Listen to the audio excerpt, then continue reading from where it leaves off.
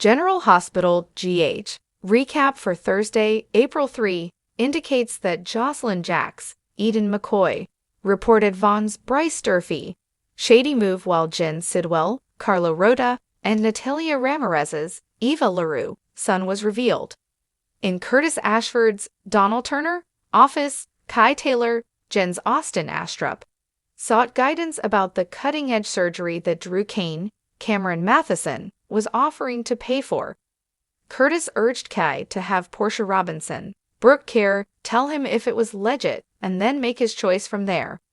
In Portia's office at GH, Drew put her on full blast.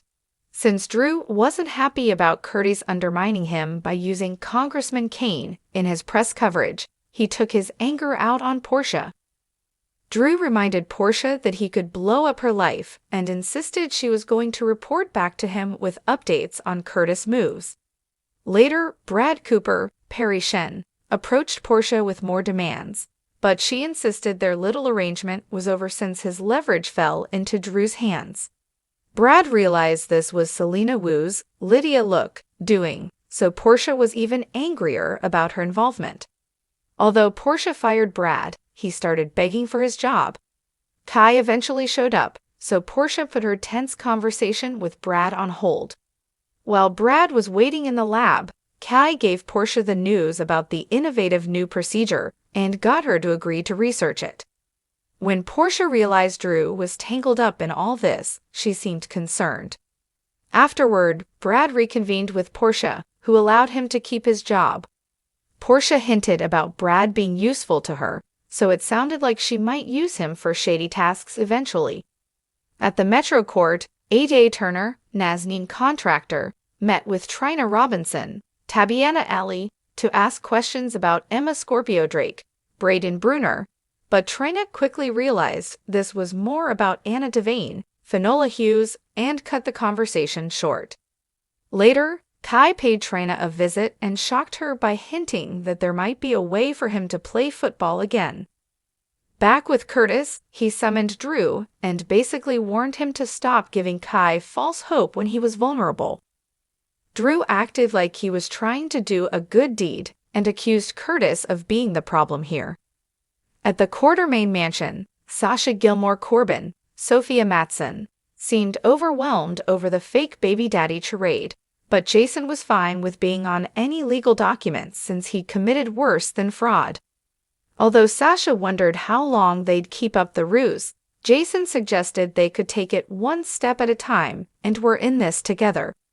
Sasha ultimately felt the baby kick for the first time and recalled Jason was present when the baby moved for the first time too.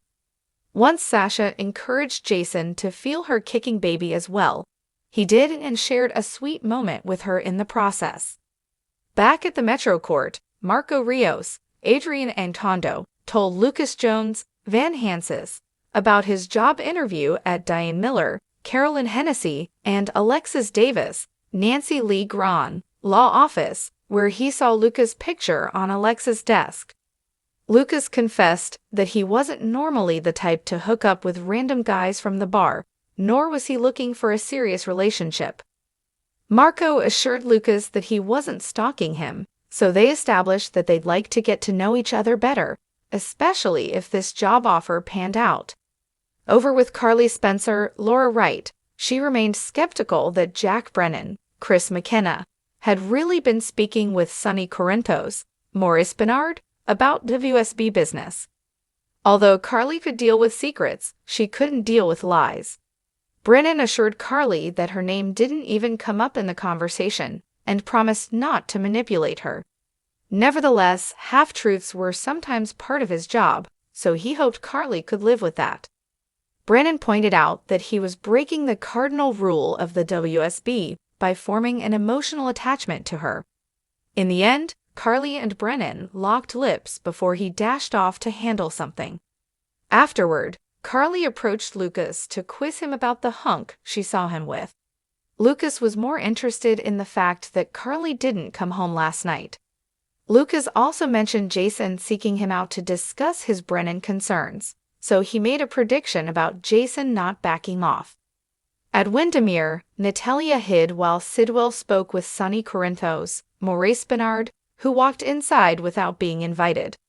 Sonny questioned Sidwell about Salisky Jeff Wolfe, since he was a hitman with Africa ties, and Sidwell had a compound there right before he came to Port Charles.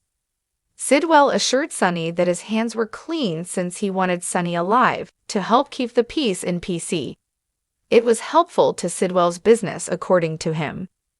Sidwell also offered up his resources to help Sonny find the real penthouse explosion culprit, but Sonny declined and took off.